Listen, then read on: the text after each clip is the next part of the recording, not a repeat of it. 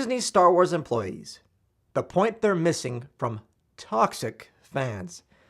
Now, toxic people are described as very negative and spread unnecessary hate. What? Here's the thing. What we're doing is necessary. Now, people are confusing hate as toxic. See, they think that we want Star Wars to not succeed, which is so far from the truth. Now, who really is toxic? The fans or employees? Well, if you ask me, John Boyega, among others, in my opinion, are the ones who are actually toxic. Now, hear me out. The fans that are apparently toxic are the ones that are actually fighting for Star Wars. We're fighting for better characters, a kick-ass story.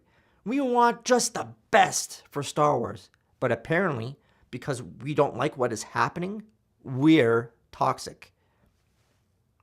It's like cheering for your favorite sports team. You want your team to win, but when they're losing all the time, you get mad that the team is not making the changes needed to be better. But the players, they start calling the fans man babies. Then they hear women don't like it, and they call them sexist. Do you see what's happening? Well, now, what do you think will start happening when you do stuff like this?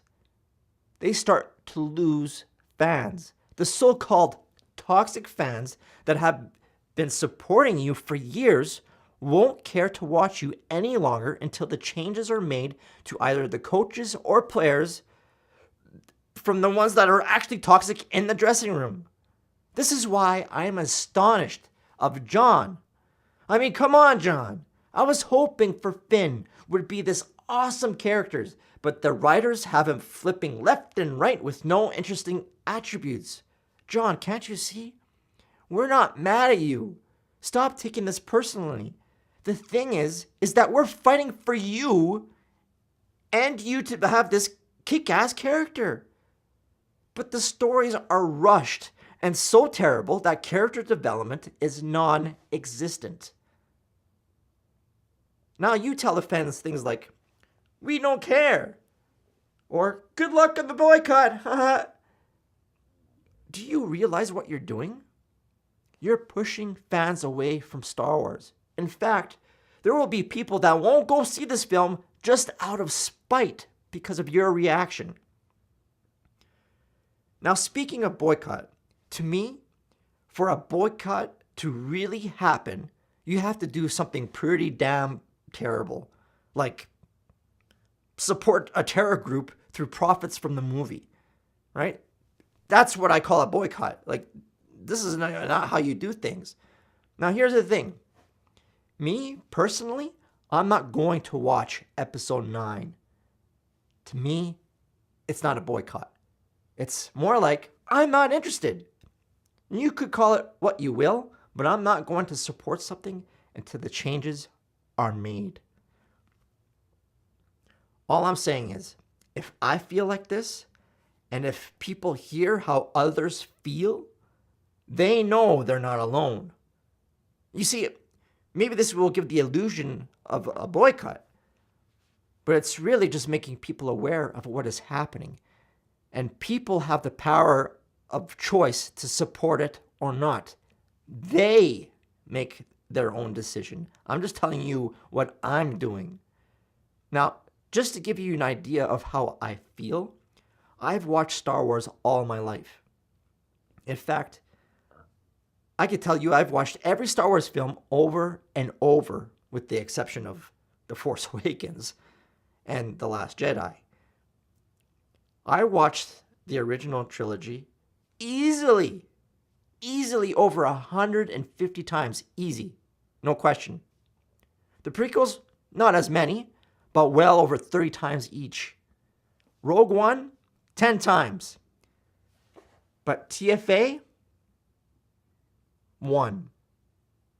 It was so heartbreaking and terrible and familiar. And it was like a punch in the stomach. The Last Jedi, I watched 0.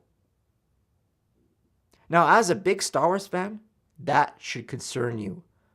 If you're losing me as a fan, I can guarantee you there are many others that feel the same and just won't go see the film. In 2015, I was looking forward to the Force Awakens because I needed something in my life to lift my spirits. You see, I was so hyped for Star Wars, but when I saw the film, it was so disappointing. In fact, I literally became depressed after that. Now, you can make fun of me if you want, but depression is not something to take lightly. No. I knew then, just from the storyline, that Star Wars was not in a good place. Then months later, the new title came out, and those 3 words confirmed what I was afraid of. The Last Jedi. Star Wars was done. I was just dumbfounded that other people didn't see this coming. This is why I am so glad that The Last Jedi was so bad that other people are starting to see the light. You see me as toxic because I'm happy Star Wars isn't doing well. But I'm not happy because it's failing. I'm happy because now there's enough people that's seeing what is happening in Star Wars, where we now have a voice that will get us back to a real Star Wars. And I know I'm not alone on this. Then we get news that Disney is canceling Boba Fett because of being too graphic. And now that I think about it, maybe they canceled the Clone Wars because of that as well. But now they're bringing that back. But now that they're bringing it back, I don't think it's going to be as good as it was before because of all this too graphic. But now that I think about it, when I heard that The Last Jedi was hilarious, I thought to myself, are they talking about Star Wars? What is this, a joke? Is this supposed to be Pirates of the Caribbean in space? Now, they say they need to slow down. Well, they're half right. They need to slow down to come out with a long-term goal and have character building, which in turn creates a great story. The other half of that is wrong, because quite frankly, I haven't seen a new Star Wars yet. With the exception of Rogue One, I'll give them a pass. They don't need to slow down because of fatigue. Well, actually, it's fatigue because the stories are so terrible. But it's not the fatigue because of too many Star Wars. That's insane. If the stories were good, I guarantee you the hardcore fans and people around the world would make it $1 billion film every year. So don't confuse people that hate Disney Star Wars as toxic. Those people, like myself, want Star Wars. In fact, it's more like need Star Wars. Now, Lucasfilm and others will tell you, there's nothing wrong, nothing to see here. How are you? I tell you, I don't like Disney Star Wars. Then you say, well, you've grown out of it.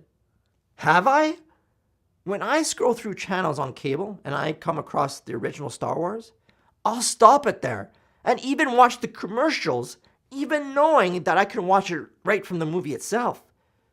But if The Force Awakens or The Last Jedi came on, I guarantee you I would just keep on going. So don't tell me I've grown out of it. I want good stories. I'm a 40-year-old white male in my basement. Hear me roar. And here's the thing. And what is wrong with that? I'm a human being. It's as simple as that. I loved Coco, The Incredibles, The Clone Wars, Wreck-It Ralph, Astro Boy, Up.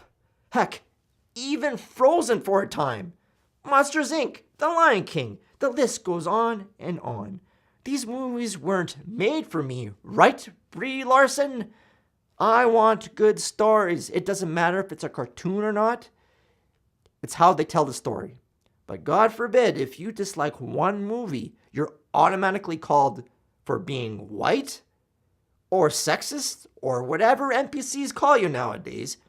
Just because A Wrinkle of Time wasn't made for me doesn't give it a pass to be a good movie when we all know it's a terrible story.